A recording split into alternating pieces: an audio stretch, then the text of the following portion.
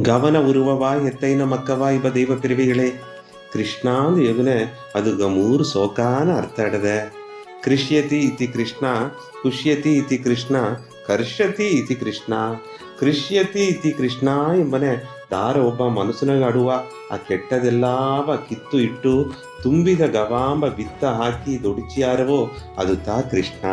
ಕುಷ್ಯತಿ ಇತಿ ಕೃಷ್ಣ ಎಂಬನೆ ತುಂಬಿದ ಗವನೋಗೆ ಎಲ್ಲವೇ ದೇವರು ತಾಂಬ ಸತ್ಯವ ಉಣರ್ದು ಆನಂದ ನಿಲ್ಲನೋಗಿ ಇಬ್ಬನೇ ಕಾರಣವೇ ಇಲ್ಲದ ಸಂತೋಷವ ತೀರಾದ ಸಂತೋಷವ ಅನುಭವಿಸಿ ಎಲ್ಲಾಗೂ ಅದನ್ನ ತುಂಬಿ ಸೂಸನಂಗೆ ಕೊಡುವವಕ್ಕ ಎಂಬುದು ಅರ್ಥ. ಕರ್ಷತಿ ಇತಿ ಕೃಷ್ಣ ಎಂಬನೆ ತುಂಬಿದ ಗವನೋಗೆ ಪೊಂಗಿದ ಕರುಣೆನೋಗೆ ಇಬ್ಬನೇ ಎಲ್ಲಾವ ಗಾಂಧಮಾಕೆ ಈರ್ತು ಇಗುತ್ತು ತುಂಬಿದ ಗವನೋಗಿಯೇ ಎಲ್ಲಾವ ಮೇಮ್ಮರವನಂಗೆ ಮಾಡುವವಕ್ಕ. ಈಶ್ವರಂ ಪರಂ ಕೃಷ್ಣ ಸಚಿದಾನಂದ ವಿಗ್ರಹ ಅನಾದಿರಾದಿ ಗೋವಿಂದ ಸರ್ವಕಾರಣ ಕಾರಣಂ.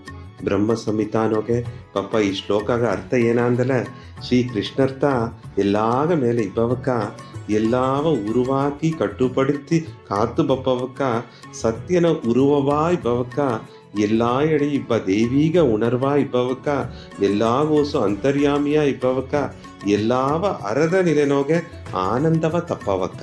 ಗೋವಿಂದ ಎಂಬನೆ ಐಂಬುಲನಗೂ ದನಗೂ ಹರ್ಷವೂ ಆನಂದವೂ ಕೊಡುವಕ್ಕ. ಆದಿಂಬನೆ ಮೊದಲಾ ಇಬ್ಬವಕ್ಕ ಅಂದಾಂಬನೆ ಮುಡಿವೇ ಇಲ್ಲದವಕ್ಕ ನಡವ ಎಲ್ಲಾಗೂ ಕಾರಣ ಕಾರ್ಯವ ಇಬ್ಬವಕ್ಕ ಎಂಬುದು ತ ಅರ್ಥ ದೈವ ಪಿರಿವಿಗಳೇ. ತಲೆಯಮನ ಮಾತು ಮುಂದುಗ ಉಪ್ಪು ಹಿಂದುಗ ಬೆಳ್ಳ. ಅದಾವುದು ದೊಡ್ಡವಕ ಧರ್ಮಕಾರು ಗುರುಮಾರ್ಗಳು ದೈವ ಪಿರಿವಿಗಳನ್ನ ಉಪದೇಶ ಎಲ್ಲವ ಅದನ್ನ ಪಡಿ ಕೇತ್ತು ನಡುವುದು. ಅವಕ್ಕರ ಒಳ್ಳೆಯ ಮಾತು ಮೊದಲುಗ ಉಪ್ಪು ಮಾತೆ ಕೈತುದಲಿಯು ಹಿಂದಾಡುಗ ಅದನ್ನ ನಡಮೊರೆ ಮಾಡ್ನೆ ಅದನ್ನ ಪಡಿ ನಡುದು ಬಪ್ಪನೆ ಬೆಲ್ಲೆ ಮಾಕೆ ಸಿಹಿಯಂದರ.